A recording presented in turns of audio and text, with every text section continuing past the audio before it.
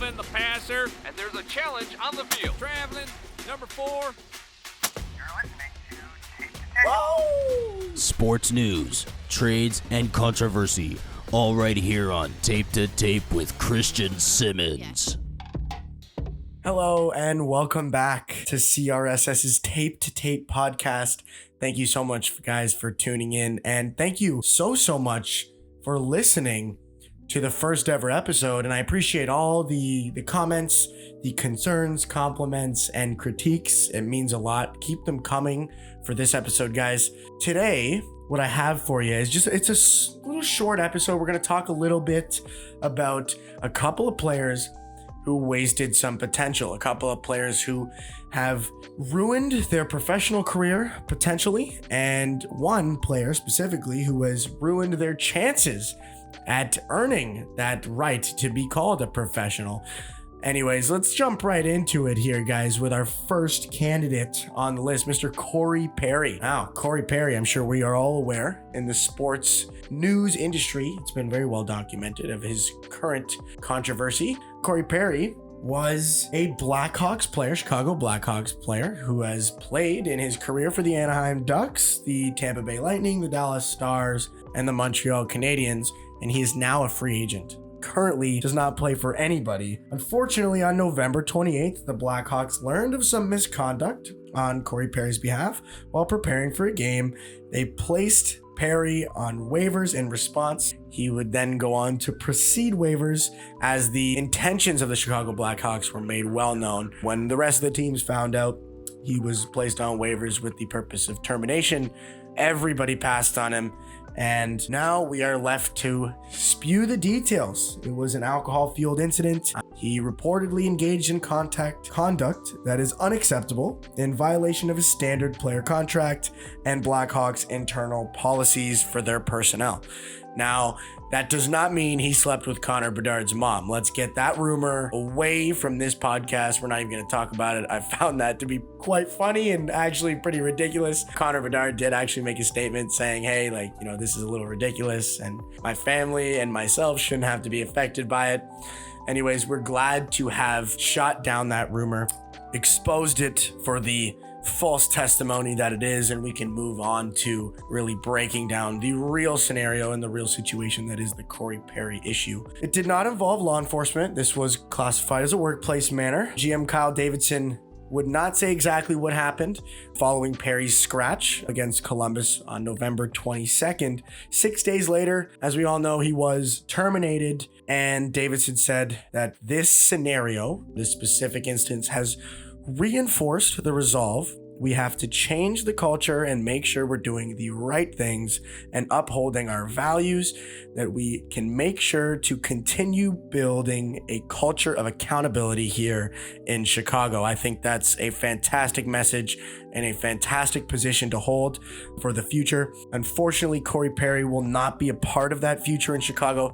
Like I said, he's a free agent currently, hopefully attaining and reaching out to specific professionals to attain the health, mental health specifically, and substance abuse help that he's going to require if there's any chance of him returning as a professional athlete in the NHL. I don't see it happening. I'm sure there'll be more information in the future, but as for right now, that is all that I have for you on Corey Perry.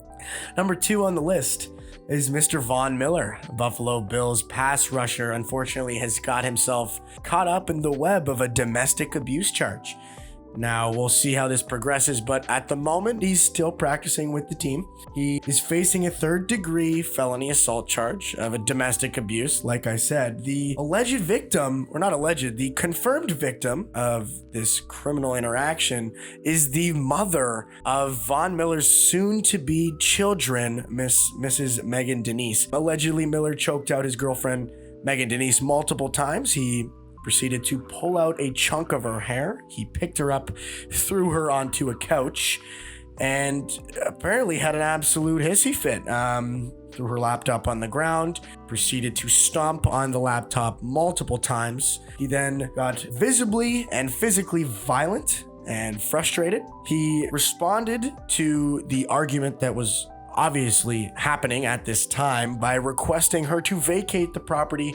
In response, she rightfully so gathered her personal belongings, preparing herself to leave the property. Miller then began pushing Denise while she was trying to exit the room. Very unsportsmanlike, ungentlemanly, and just very strange behavior that, you don't expect out of a professional and a good guy that, Von Miller has shown himself to be in the media and in the professional football industry. I think it's very, very sad and very surprising to a lot of people that Von Miller, the person that we know him to be, could get himself caught up in such a nasty altercation and legal issue. Obviously, the case is still being investigated, so there's not a lot of information to share.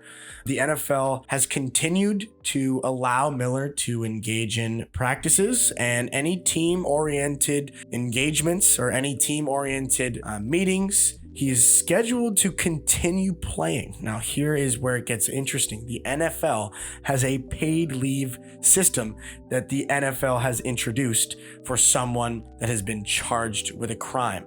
Now, the way it works is once they have been convicted, then it becomes a serious issue. If they've been convicted, then obviously, depending on the severity of the crime, the NFL teams as well as the commissioner will take steps to eradicate the disease that is that player from their organization. At the moment, Miller is still with the team.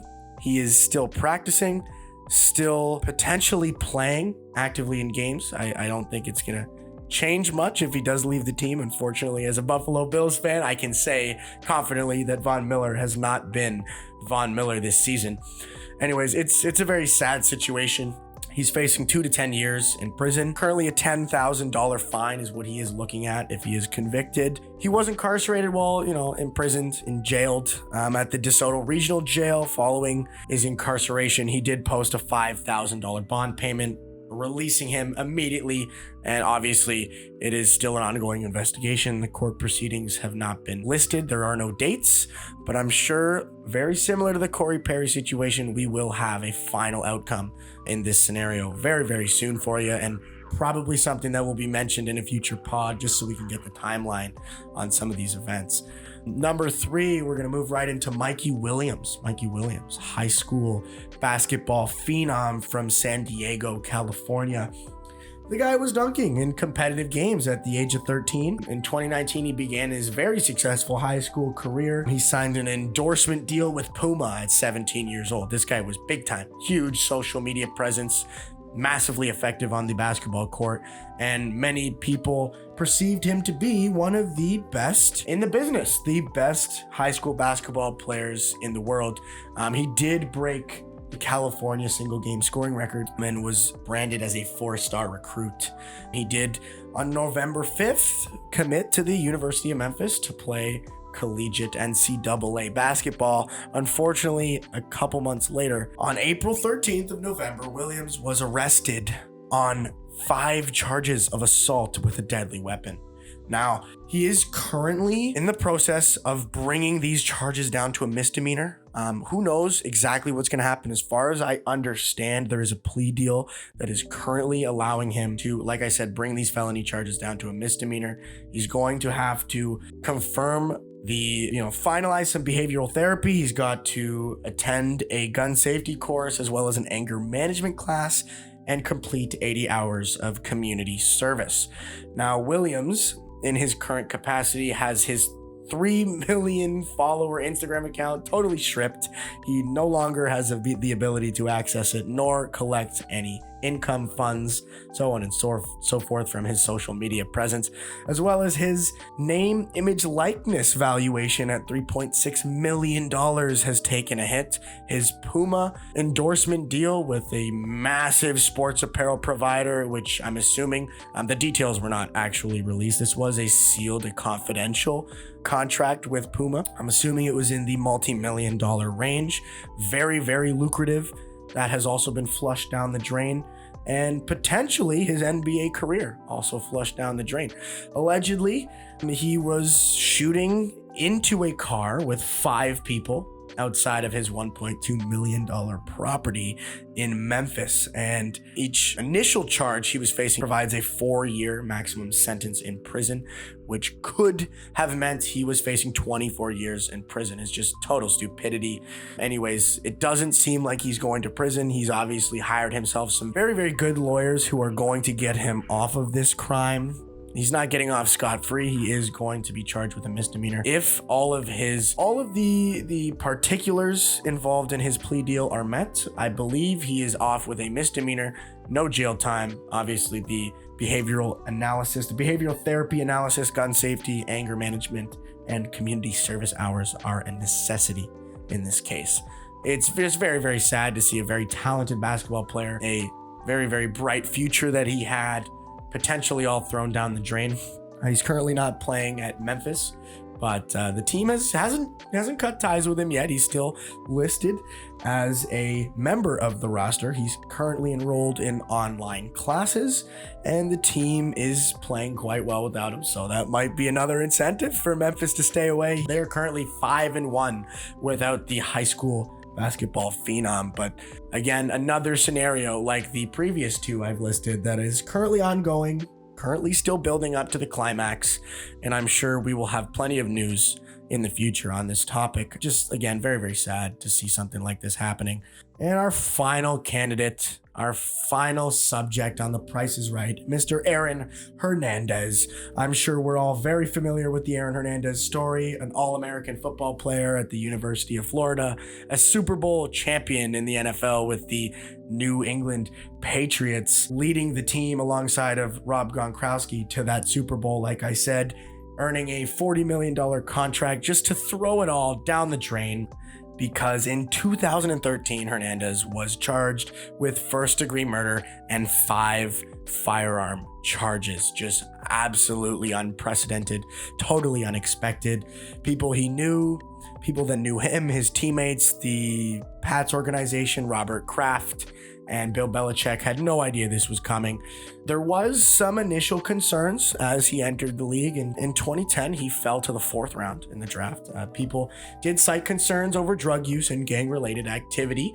He did grow up engaging in all of the wrong things as a young person, didn't surround himself with the right people, and unfortunately built a character, a persona, and a behavioral situation that wasn't going to end well. Surrounding him with millions of dollars and putting him in a public spotlight just magnifies issues like that. I think it was not the right pathway for him. His father did die when he was in high school, and things started to fall off the rails from there. Upon his incarceration following his conviction in the first-degree murder charge, 2 additional murder charges were charged to Aaron Hernandez while he was incarcerated. In 2017, he actually beat both cases, being acquitted of both charges. A couple of days following his acquittal, he was found hanging from a bedsheet in his cell. Unfortunately, he did commit suicide with the whole purpose of supposedly, this was the reported story at the time, was to try and earn his family some compensation from the New England Patriots organization. There is a story, or not a story, there was a law that has since been overturned specifically due to the Aaron Hernandez case that allows a convicted criminal, if they are killed during the process of an appeal in a case, they are immediately acquitted of those charges. He did this to try and allow his family, quite heroically I might add, and quite selflessly, allow his family to maybe potentially sue the New England Patriots to make some money. Now, obviously, it didn't work out in that way. Again, a very poor decision, very poorly thought out. He didn't get as far as understanding the potential legal presence an organization like the Patriots would have, and the type of legal representation that they would be provided if there was a case as significant as $1 million lawsuit facing against the family of a previously convicted murderer. I just don't think he really thought that through.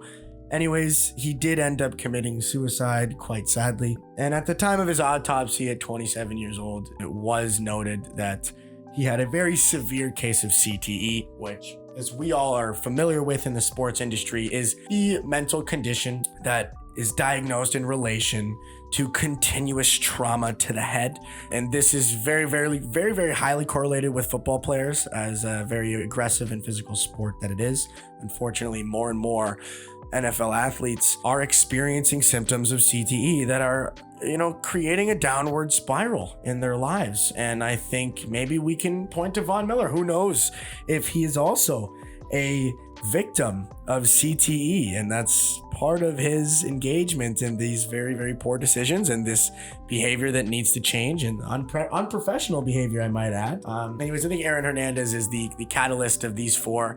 Just highlights the sheer, sadness, the lack of respect for a potential and a skill set that these athletes possess. I think it's a narcissistic, very selfish, and just unfair position to take. There's thousands, millions of people dreaming to fulfill your shoes. There are hundreds of people around the world who grow up dreaming, working as hard as they can to earn the right to be called a professional athlete. And I think the people who are representing that group in this way, it's just not fair. It's sad. It's disgusting. It needs to stop. And I hope for the future of all organizations, all professional sports organizations, that we can get these issues under wraps.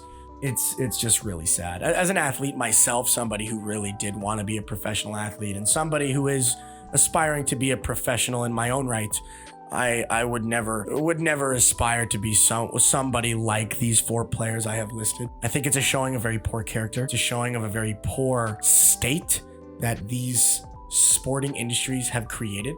The inflation of the financial benefits, the inflation of the social media presence, the inflation of the fame and the notoriety that is associated with these superstars, that has really created an inflated sense of self and sense of untouchability. These guys walk around thinking they can get away with anything, and it really, really does need to stop. It's not providing the type of role model status that I think everybody likes to attach to a professional athlete.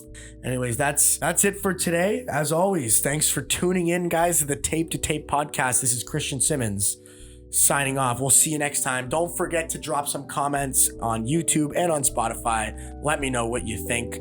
Press like, press subscribe, press that notification button so you don't miss another episode. Thanks for tuning in, guys. Hope you have a great day, and happy holidays.